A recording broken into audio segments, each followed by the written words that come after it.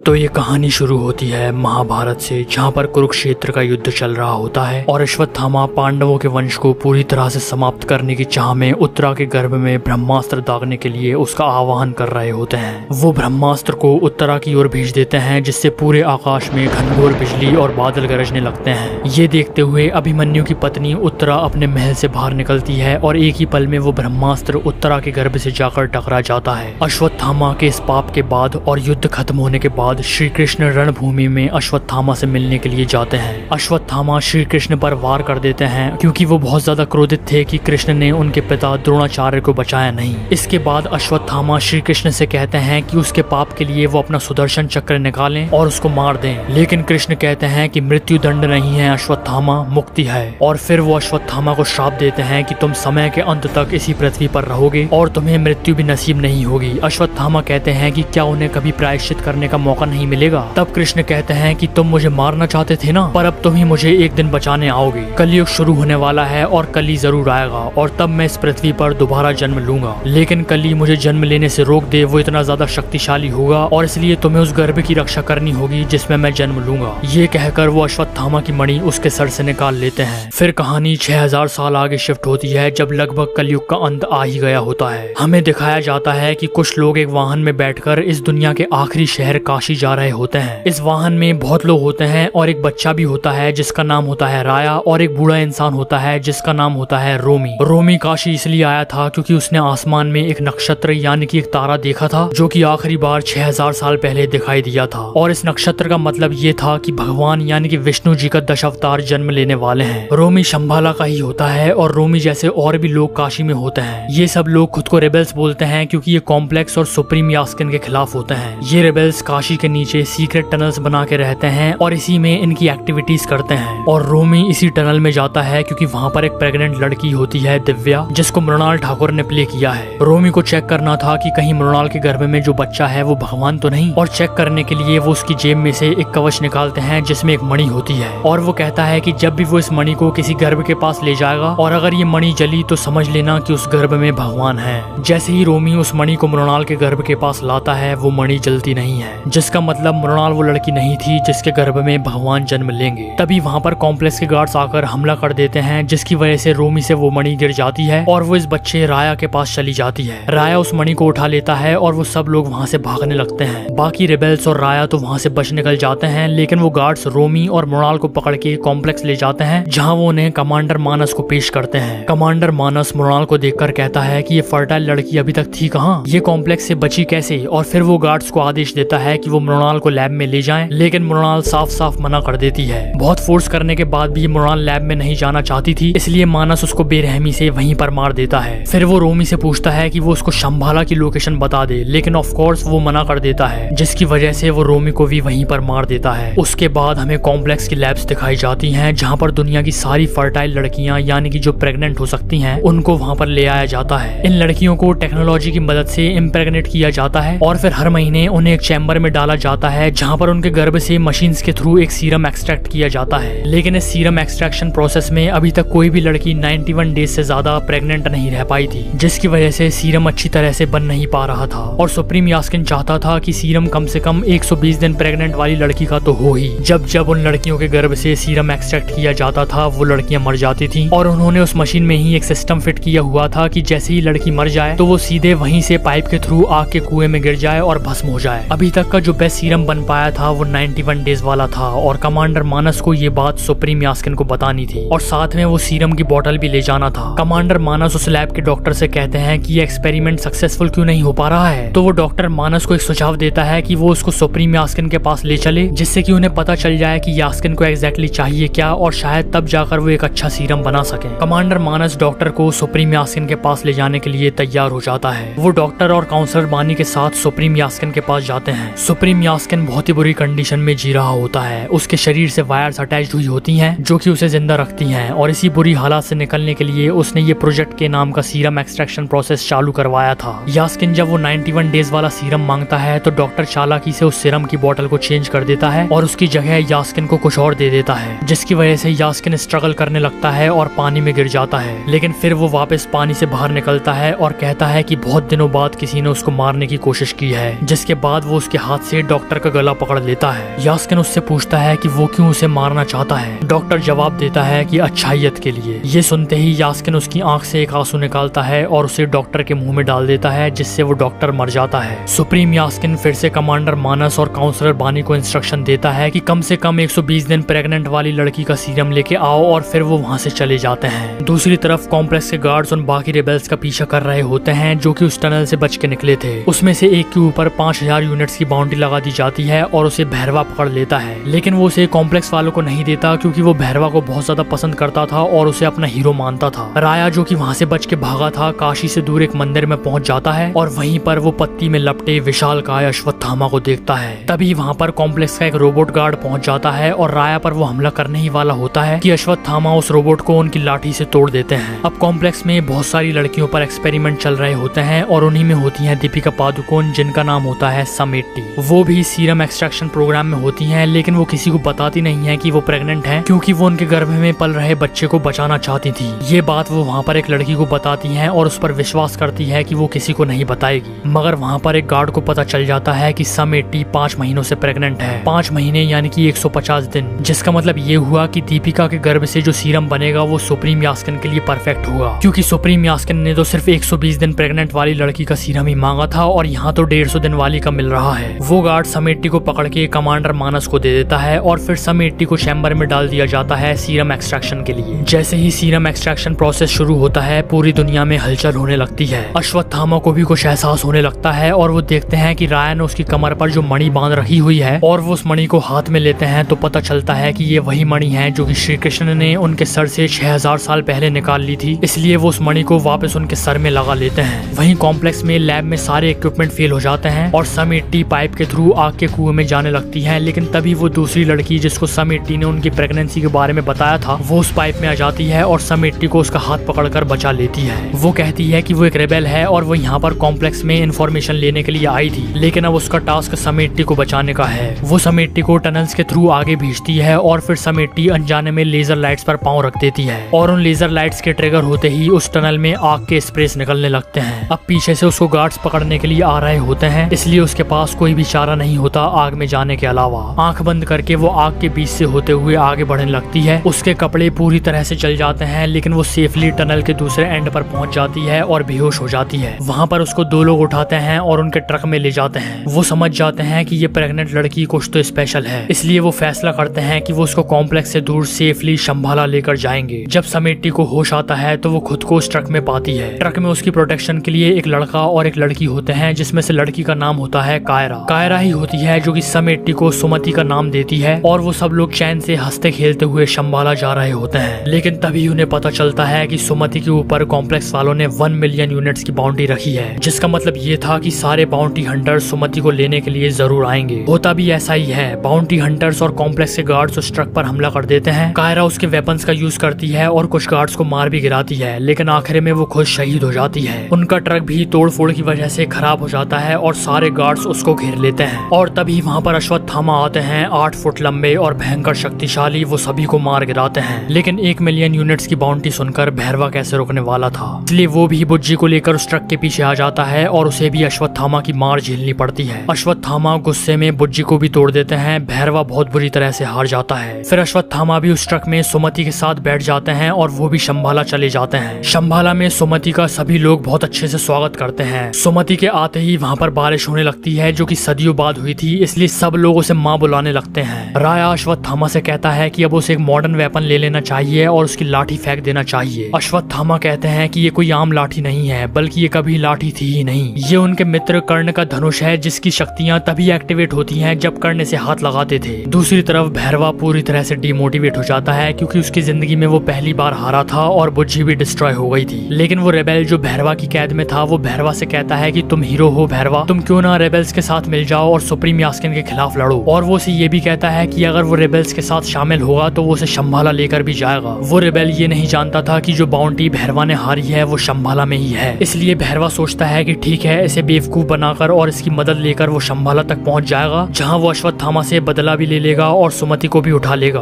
अब उसके जीवन में फिर से मोटिवेशन आ गया था और वो उसकी सारी यूनिट्स बुज्जी पर लगा देता है और उसको बहुत ज्यादा हाईली अपग्रेड कर लेता है। फिर अगले दिन वो उस रेबेल के साथ बुज्जी में बैठकर शंभाला जाता है। वहाँ वहाँ पहुंचकर वो सबसे पहले तो उस रेबेल को बेहोश कर देता है और उसके बाद अश्वत्थामा के सामने जाता है, लेकिन भैरवा बन के नहीं, खुद अश्वत्थामा बन के। उसने उसके डुप्लीकेट टैग का यूज करके अश्वत्थामा का भेष ले लिया था, लेकिन भेष लेने का मतलब ये नहीं था कि वो अश्वत्थामा जितना शक्तिशाली भी हो गया है। अश्वत्थामा एक बार फिर से उसको आसानी से हरा देते हैं और भैरवा उसके फॉर्म में वापस आ जाता है। तभी बुज्जी अश्वत्थामा पर मिसाइल से अटैक करती है, लेकिन अश्वत्थामा उस मिसाइल को पकड़कर बुज्जी पर ही फेंक देते हैं और इसके बाद भैरवा बुज्जी में बैठता है और रोबोट में तब्दील हो जाता है। इसी बीच क्योंकि एक बाउंटी हंटर ने उस ट्रक पर एक ट्रैकर लगा दिया था, तो उस ट्रैकर को ट्रैक करके कमांडर मानस उसकी फौज लेकर शंभाला पर अटैक कर देता है। सुमति को इंस्ट्रक्शन दिए जाते हैं कि वो बाहर ना निकले, लेकिन वो दूसरों की मदद करने के लिए बाहर निकल आती है और एक धक्का लगने की वजह से वो ब्रिज से नीचे गिरने लगती है। अश्वत्थामा उसे पकड़ लेते हैं, लेकिन उनका हाथ फिसल जाता है और सुमति का हाथ छूट जाता है। सबको लगने लगता है कि शायद अब सुमति बचेगी नहीं, लेकिन तभी भैरवा उसको बचाने के लिए छलांग लगा देता है। वो सुमति का हाथ पकड़ लेता है और उसको पकड़ लेते हैं अश्वत्थामा। अश्वत्थामा दोनों को ऊपर खींचते हैं और भैरवा को जोर से पंच मारते हैं, जिससे भैरवा बेहोश हो जाता है। फिर कमांडर मानस अश्वत्थामा को बहुत ही स्ट्रॉन्ग जाल में जकड़ लेते हैं और अश्वत्थामा अब मूव नहीं कर पा रहे होते हैं। वो सुमति को पकड़ता है और उसकी शिप पर ले जाता है। तभी जहाँ पर भैरवा गिरा पड़ा था उसके पास ही अश्वत्थामा की वो लाठी भी पड़ी हुई थी, जो कि एक्चुअल में कर्ण का धनुष था। उस धनुष पर एक पत्ता गिरता है, जिसकी वजह से वो धनुष भैरवा के हाथ में आ जाता है। और जैसा अश्वत्थामा ने कहा था कि इस धनुष की शक्तियाँ तभी एक्टिवेट होंगी जब खुद कर्ण इसको पकड़ेंगे, तो वैसा ही होता है। भैरवा के छूने से धनुष में शक्ति आ जाती है और भैरवा भी होश में आ जाता है। ये देखते हुए अश्वत्थामा शॉक हो जाते हैं। फिर भैरवा उस धनुष को कमांडर मानस की छाती में घुसेड़ देता है और उसे मार देता है और सुमति को बचा लेता है। लेकिन जैसे ही वो सुमति को बचाता है तो वो एकदम से भौचक्का हो जाता है कि अभी अभी उसके साथ हुआ क्या, और उसे सिर्फ इतना याद रहता है कि वो सुमति को पकड़ने के लिए यहाँ पर आया था, और इसलिए वो सुमति को बुज्जी में डाल देता है और वहाँ से बुज्जी को उड़ाकर ले जाता है। राया अश्वत्थामा से पूछता है कि ये है कौन। तब अश्वत्थामा फ्लैशबैक सीन में पहुंच जाते हैं जहाँ पर अर्जुन अश्वत्थामा से लड़ाई कर रहे होते हैं। अर्जुन अश्वत्थामा पर एक ऐसा बाण चलाते हैं जो कि कोई भी नहीं रोक सकता था, लेकिन तभी उन्हें बचाने के लिए उनके पीछे से कर्ण आते हैं, जो कि अर्जुन के तीर का जवाब देते हैं। कर्ण अर्जुन का तीर तो निष्कासित करते ही हैं, लेकिन वो एक और बाण चलाते हैं जिससे अर्जुन का रथ 2 कदम पीछे खिसक जाता है। ये देखकर श्री कृष्ण कहते हैं कि ये शत्रु बहुत ही ज्यादा शक्तिशाली है, इसने उस रथ को पीछे किया है जो कि अग्निदेव ने प्रदान किया है, और हनुमान जी भी इस रथ पर झंडे के रूप में विराजे हुए हैं, और खुद सारथी के रूप में कृष्ण जी तो हैं ही। कर्ण को भी खुद प्रभास ने ही प्ले किया हुआ होता है। और इसके बाद हमें सुप्रीम यास्किन का एक मिड क्रेडिट सीन दिखाया जाता है, जिसमें वो सुमति का एक बूंद सीरम उसके शरीर में डाल लेता है। उसको मैंने पूरा इस वाली वीडियो में एक्सप्लेन किया हुआ है, तो क्लिक करके जरूर देख लेना, और इस वाली वीडियो को लाइक कर देना, शेयर कर देना, और चैनल को सब्सक्राइब करके ऑल नोटिफिकेशन ऑन जरूर कर लेना, और देखते रहिए सुपर नेस्ट।